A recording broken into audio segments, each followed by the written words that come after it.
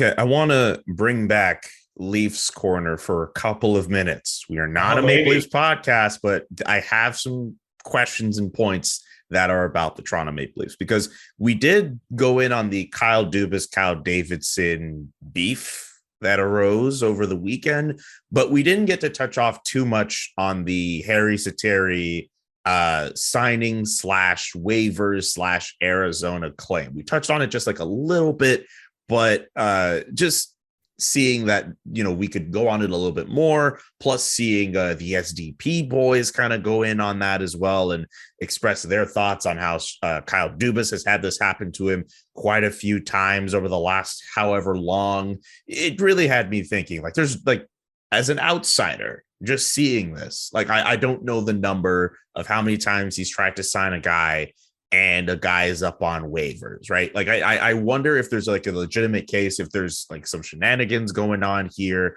Like what's the deal with that, right? Well, each situation is a little unique, right? But they have lost 11 players off waivers in 3.5 years, which is by far the most in the league. I think some of that is because they've signed some good depth players down their roster. And so, those guys had utility somewhere else. Last year it was Jimmy Vesey and Travis Boyd. I mean, guys that have spent all this season in the NHL, like they're NHL players, and the Leafs had a tight cap situation, so they had to subject them through waivers to be able to move them up and down, and they lost those players. But there's some others, right? They had the whole goaltending situation at the start of last season with Aaron Dell, who they signed as a number 3. He got claimed before they even played a game.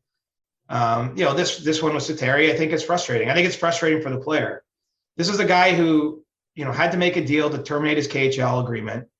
He lost more than 100,000 euros that he basically had to leave in Russia while the Russian currency crumbled and he couldn't move it out. So like, he's out of pocket for this season compared to what he would. He had a great year, just won an Olympic gold medal. Now he gets a chance to join an NHL roster. And in Toronto, he felt like he maybe had a chance to play playoff games. I mean, the Leafs crease is extremely unstable right now. And so what a great opportunity for Sateri. And he chooses the Leafs. He wants to come here. And then, my understanding is there was 3 or 4 claims actually put in on him. So it wasn't just Arizona. Arizona just got him because they're at the bottom of the standings. I know Ottawa was one of the teams that attempted to claim him. And, I think for those teams, he could be an asset, right? It's a journeyman 32-year-old goaltender, but, he's making league minimum for the rest of the year. Maybe you sign him, you play him, you like him, you get him for next season at a good number. So, it's still, I guess, an opportunity for him to go play in the NHL, but I know he was disappointed by it. So I don't know that it's shenanigans, quite honestly. I mean, Arizona had made a deal. They sent Wedgwood, I think, to Dallas the day before the deadline. So they had an opening there. They re-signed Karel Vejmelka on deadline day, and they need another goalie. So, I don't think it's personal. I don't think it's targeted at Kyle Dubas. Like, I know that somewhere that seems to be out there. I think it's because people want these players. Like, they claim Leafs players off waivers, yes, but then they play them in their lineup. So it's not like they claim them and stash them and just say, ha ha ha, Leafs, we got you. They're taking these guys because they're assets. I think I understand where Kyle Dubas would be frustrated, though. I mean, any team could have signed Sateri. The Leafs did the work. The Leafs were the one who made that agreement, and then to just lose them, it's not ideal, but that's how the rules are written. And obviously, Toronto would have known about that possibility the day they signed him. Yeah, not to mention signing Sateri is a lot cheaper and a lot less risky as opposed to, dealing away a first-round pick to find some other goaltending option out there. Right. Well, they could have traded a 4th rounder for Wedgwood like Dallas did, but evidently they made the determination that they were smarter just to sign this guy. I mean, I think, look, the goaltending is voodoo stuff is actually real. Like, did we talk about Anton Forsberg, right? The last show, like, he was claimed 3 times on waivers last year. And he's signing an extension. Like, that you never know for sure. And, I don't know that Harry Sateri, look, maybe he's only going to play 3 games for Arizona. I mean, he's still got visa issues, so he's not in North America yet.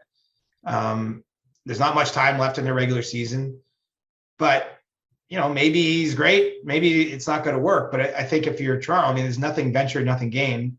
Had he ended up on the Leafs roster at $750, they always could have just sent him to the AHL if it wasn't working out and wouldn't have hurt their cap situation or anything like that. So, I think it was a creative solution to their problem, if we call it that, or their issue. I think it was a sensible way to go, but it didn't work out. And now the ghost of Peter Mrazek reemerges. You thought you could get rid of me. Hey, won a game on Wednesday night. Like, the goaltending is so hilarious. I mean, to me, I know that people put a lot of work. It's so fluid. Like, other than a few guys every year, are going to be great. The variance in performance and numbers, and obviously it's tied to the team too. Like, some goalies get 42 shots in a game, some get 18, and they have no control over one or the other, or they get 3 breakaways in a game or none. Like, it's a strange position, and it's hard. I'm no expert, honestly. Like, I can look at the save percentage like anyone else, or even the more call them advanced metrics, the goal saved above expected or what have you. But I can't really evaluate a goaltender's form. It's just not my strength. By the way, what's the general sense or feeling around how Kyle Dubas and the Leafs did at the trade deadline? I know other teams in the division did. They made some significant additions, but what's the vibe check in Toronto right now with how Kyle Dubas did?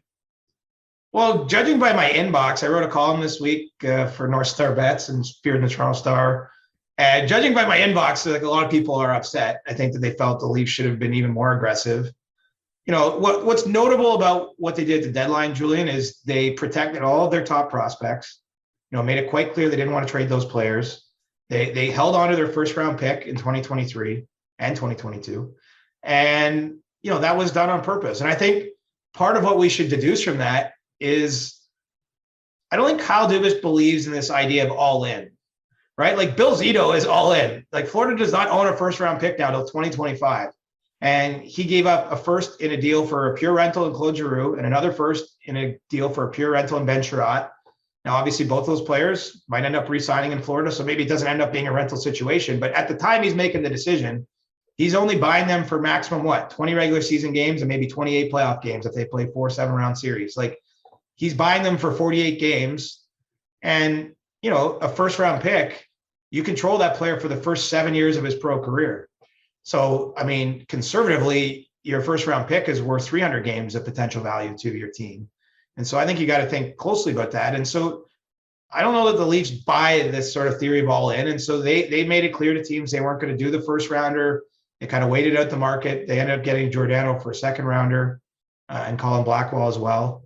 And, I think that part of it is done because they don't see the wisdom in first rounders for rentals as a rule. I think secondly, there's an acknowledgement in that this is a team, like, this isn't the Leafs Cup window. Like, as much as I know in the media, and, like, I'm even guilty of it too, like, we were calling this kind of this last dance sort of season. The reality is it's not that. The Leafs have 2 more years of potential cup contention because that's the amount of time Austin Matthews is under contract. And I think as long as Austin Matthews is on the Maple Leafs in the prime of his career, they've got a chance to do something special because he is ridiculous. Ridic, as the kids say these days. So, boom. Shout out Easter egg for those that listen to every episode. But the point is that, I think that there's an acknowledgement there. They need guys on entry-level deals to come up in these next 2 years and help them with their cap situation. So I think it was an interesting deadline. I like the Giordano ad. Definitely makes their blue line better today.